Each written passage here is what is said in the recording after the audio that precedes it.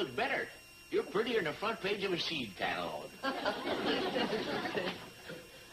Wonder where Andy Parker is. I'm going to miss my connection, sure. Oh, he'll get here. He always does.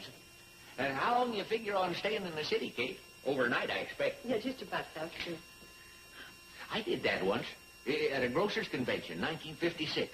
I'll never forget that hotel. Fancy? Why, they even had a fella in an admiral's uniform to open the door. Oh, well, that's pretty impressive, all right. Hey, what are you going for, Kate? Well, if you don't mind, Sam, I'd rather not say. Oh, I don't mind. Not a bit. I respect your privacy.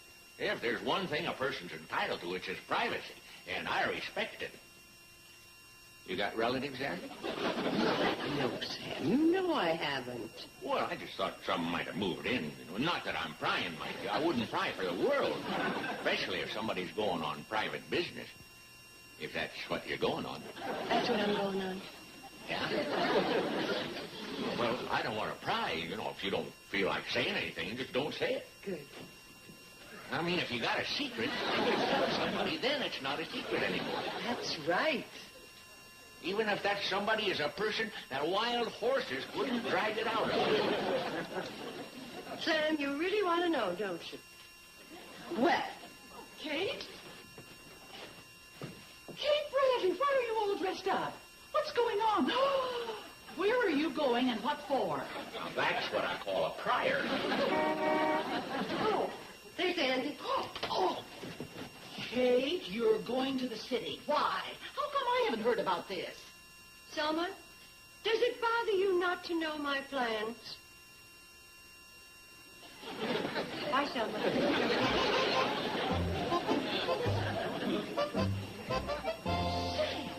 Where's she going? What's happening? She'd tell you. I know she would. Sam, I'm about to make a large payment on my bill. Well, I'll tell you, Selma. She's going to accept the Nobel Peace Prize for keeping her nose out of other people's business.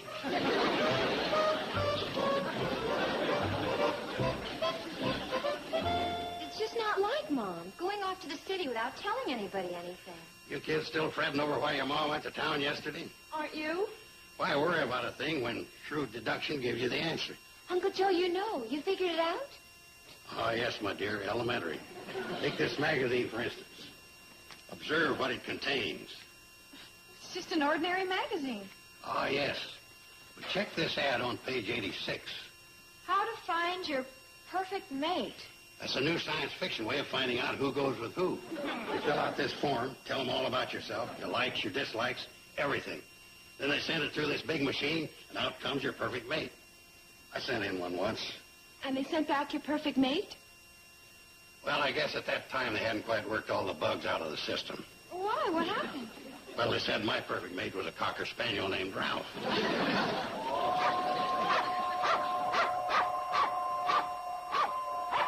We heard it, boy. Big deal. If you're so smart, why don't you bark before we hear the whistle?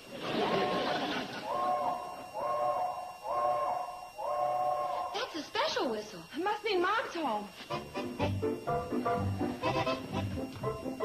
Oh, you just made a lucky guess.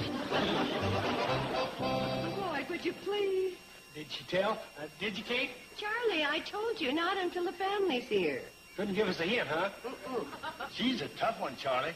I've been primed with all the skill at my command. That don't mean much. You ain't exactly Mr. District Attorney. Uncle Joe.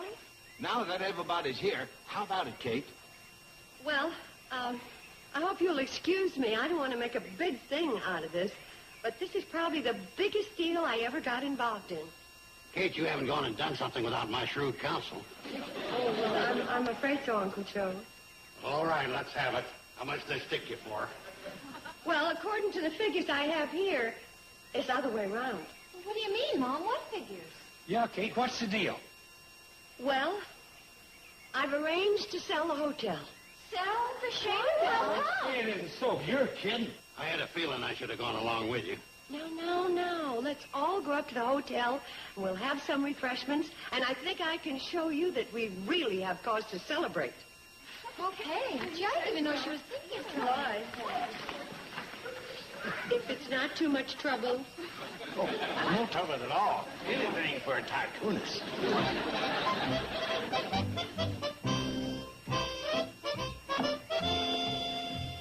So what all of this means is that I'll be able to help each of you girls do whatever you want.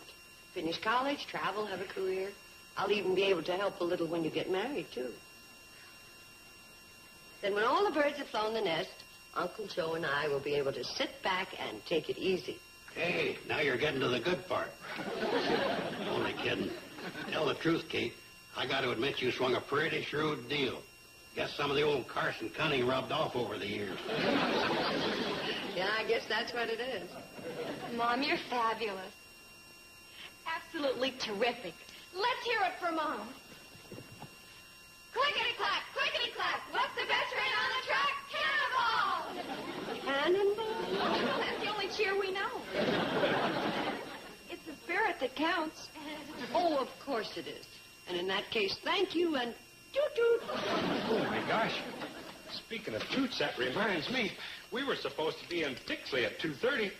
It's almost that now. Don't worry, we'll make it up. How? We won't go.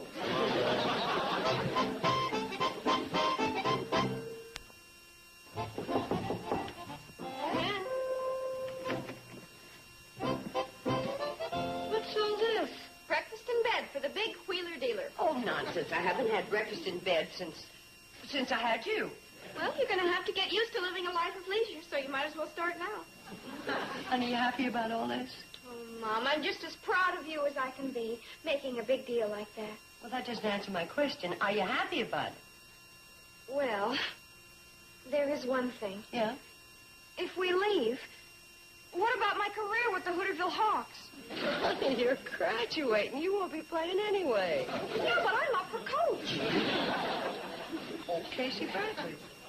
It might be my life's career. One fine day, that little fella with the bow and arrow is going to come along and choose you for a target and shoot you right out of the coach's box. Really?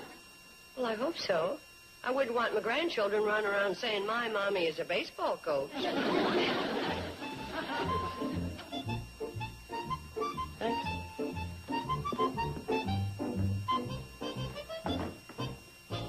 Course number 2, bacon and eggs. There you are, madame. Bacon crisp, eggs over easy. Would you check the number on my door? I get a feeling I'm in the presidential suite. No, but you are the first lady. Oh, thanks, honey. I take it you're pleased with my deal. Pleased? Mom, I'm thrilled. Why, this means I can live. Live? Well, I was under the impression that was what you were doing the past 20 years. I mean, live with a capital L. I want to be a poet. I want to go to Greenwich Village and write and live and mingle. I want to... Just a minute. Hold it. Now, write, okay. Live, okay. Mingle, we're going to have to talk about. I had a hunch you'd feel that way. Well, maybe it's just as well. What is? Uh-huh. If I go to Greenwich Village and become a poet, and Tommy Johnson stays here and goes into his father's feed and grain business, we may gradually drift apart. It could put a strain on togetherness, all right. But why don't you play it by ear and see what happens? I guess you're right. Thanks, Mom.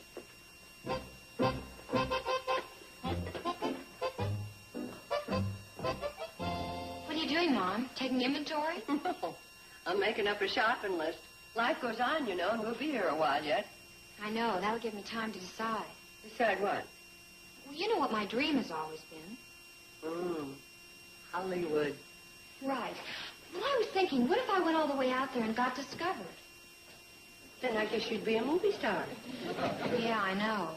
Well, what's wrong with being a movie star? Seems like a nice line of work. Sure.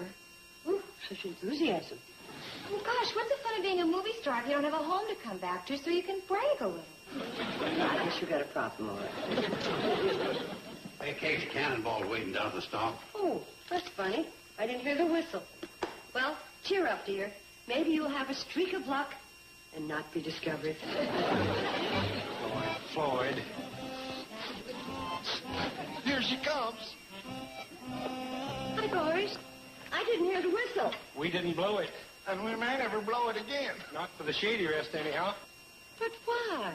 After you go, things won't be the same. Not the same at all. There's the reason we didn't blow the whistle. Oh? Charlie's right, Kate. I got the feeling so bad. I got the crying. And I got the wood all wet and it wouldn't burn. That meant we couldn't get no steam up. And when he finally pulled the cart, all the whistle would do was go... Pitiful. Now, boys, let's pull ourselves together. After all, this isn't my last trip, you know. No, but it soon will be. No. All right, Floyd, you holler board and we'll be on our way.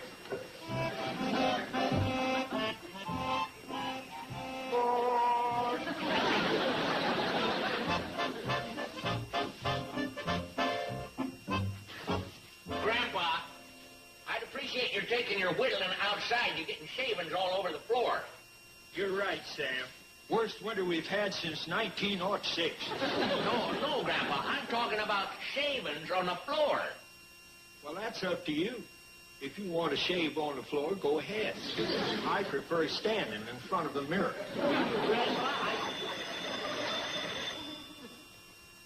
You know, Sam, you may be great shakes as a grocer, but I won't give you anything for sweeping. Look at all them shavings you left on the floor. Grocery store? Oh, hi, Sarah. Yeah, I heard about Kate Bradley going to sell the Shady Rest. Yeah, well, I'll feel as bad about Kate leaving as you do. Oh, Sarah, Kate's just coming in the store now. Hello, Grandpa. Sore head's on the phone talking to Kate. I'll do that, Sarah. Kate, Sarah says she's very sorry to hear about your leaving. You know, if you don't mind, I'll finish my whittling outside. Well, Grandpa, don't leave on my account. At least. Why, them snowdrifts will be 5 feet high. Worst winter we've had since 1906. So, you heard the exciting news? Yeah, I've heard the news, but I don't think it's too exciting. Well, Sam, do you realize what selling the Shady Rest will mean? Yeah, I realize what it'll mean to us. Us? You and me. With you moving away, things won't be the same between us. Well, if it'll make you feel any better, and I do move to the big city, I'll write you a letter every month and send you a grocery order. Kate, now you're making fun. Oh, if I am, I didn't mean to. Oh, Kate, you know that down through the years, we've always had sort of a quiet understanding. Sam, are you saying... Well, I'm not just talking about half dozen lemons or 10 pounds of sugar or a carton of cottage cheese. I'm talking about, well, romance. Said it. Sam? As I say, Kate, it's been sort of a quiet understanding. It's practically been deaf and dumb. Well, I'm not the pushy type. That you aren't, Sam. I know you can tell my feelings. How could I? Kate, don't tell me you never noticed that whenever you order pork chops, I always trim the fat before I weigh them. And while the scale's registering, I always hold both thumbs in plain view. Oh, it's been an honest romance, all right. Now you're making fun again. No, I'm not, Sam. I've always felt very close to you. Oh, there you are. Oh, what timing she's got. Like a porcupine at a nudist convention. Kate, what is this I hear about you selling the Shady Rest and leaving the valley? Oh, it's true, Selma. But you can't leave. You just can't. You don't want me to leave? Oh, I wouldn't say that. Elsie, please think so. Oh, that didn't come out right, Kate. I just don't want to see you leave. Why, Selma. Oh, we've had the most beautiful rivalry. You're the only worthy opponent I have in the valley. It just won't be the same, railroading through legislation in the every other Wednesday afternoon discussion club. Without your familiar, I object. You're the one who says I object. Oh. Well, without you, I won't have anything to object to. Oh, if you leave, who am I going to... Despise? There, see how I need you? You always come up with the right words. It's been a beautiful relationship, all right.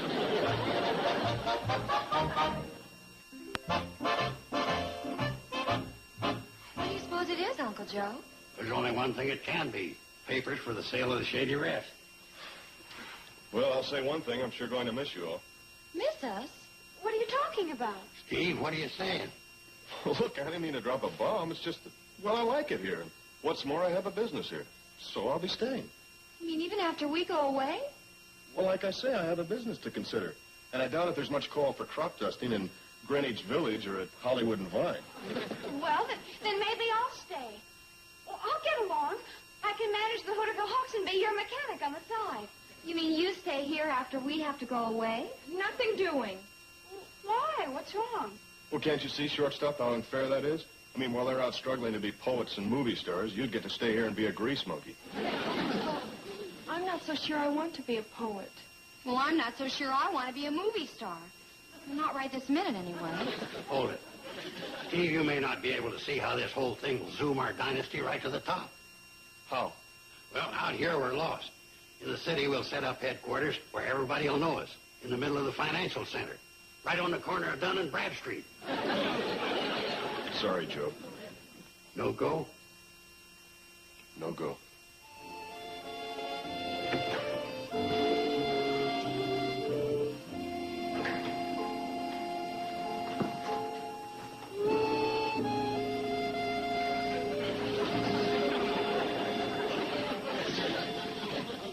Don't tell me, let me guess, we just inherited $1 million. No.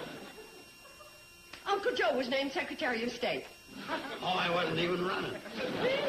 Well, it's going to be hard to guess what put those big smiles on your bright and shining faces. What did it? Oh, thank you.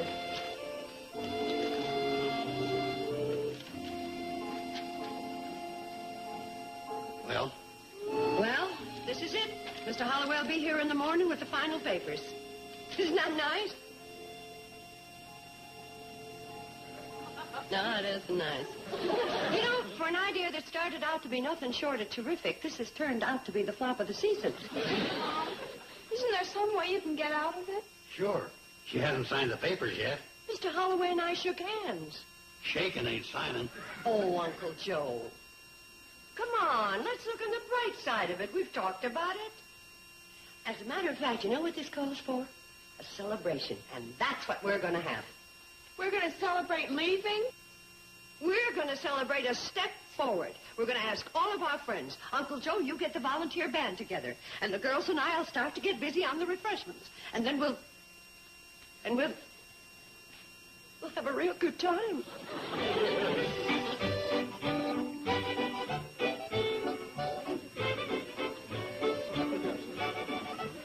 Here we go, some refreshments.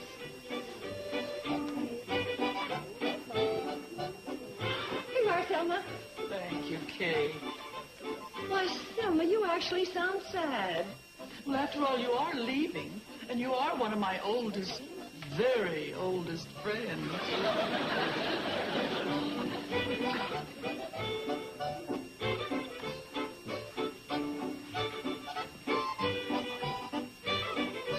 Oh, come on. This is a party. It's supposed to be a fun-filled occasion. Uncle Joe, have the band play a number. It might liven up the party, huh? Sure, Kay.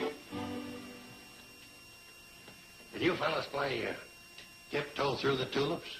Sure, but it'll come out hot time in the old town tonight. How come? Because that's the only song we know. That song we played the other night at rehearsal wasn't Hot Time in the Old Town Tonight. It was supposed to be. No wonder I got through leading before you got through playing. All right, let's try it. Well, Sam, will you wake up Grandpa? Hey, Grandpa! I thought you caught me napping, didn't you? Grandpa, we haven't started to play yet. Oh, I don't mind if I do. My feet are killing me. All right, let's take it. Hold it, Joe, hold it. What now? He's not ready to play. I'll have to sit this one out, fellers. How come? Just thinking of Kate and the girls moving away made me feel so sad I lost my pucker. I feel as bad about it as you do, Floyd, but we got a party going, so let's play. A 1, a 2.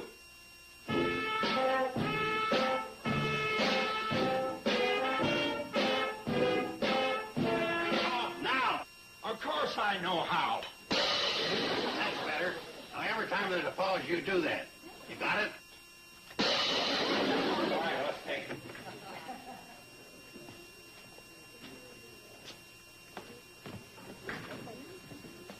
Mr. Holloway. Mrs. Bradley, I didn't intend to drop in on you at this hour, but I ran into this young man in Pixley who was kind enough to fly me down here.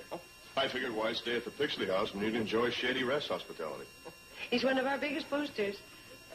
Let's go into the dining room where we can talk quietly. Fine, I have all the papers in order to sign. Hey, Joe, who's that fella? That's got to be Mr. Holloway, the man that Kate's selling the Shady Rest to. Joe, don't say that. You made me lose my pucker again.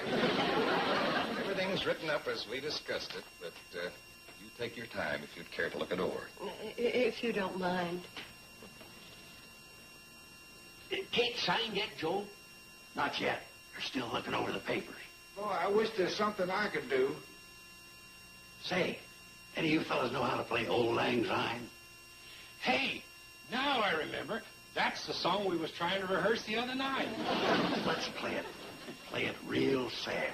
That's the only way we can play it. All right. 1, 2.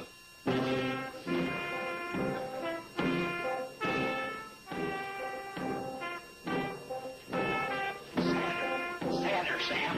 Joe, how can you get sadder on the drums?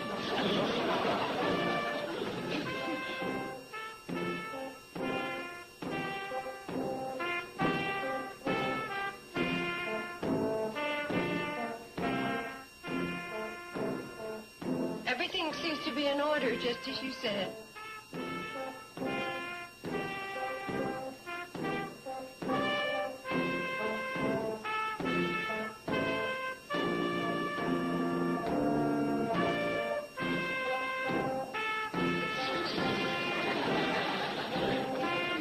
Floyd, don't get any sadder.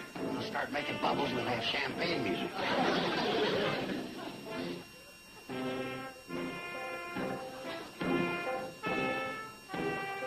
Mrs. Bradley, you don't want to sign, do you?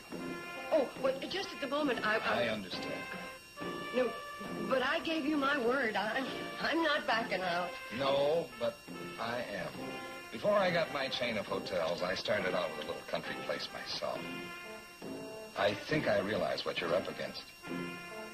You know something, Mrs. Bradley? I envy you.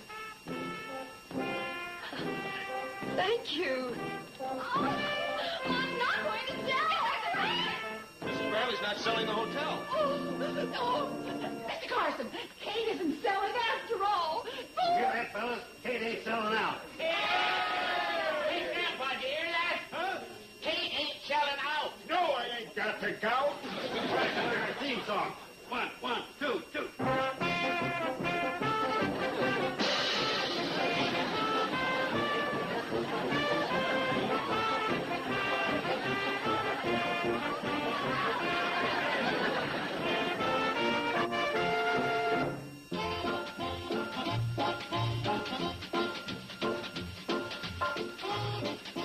Nick at Night's TV Land has uncovered 3 rare television oddities from our huge archives.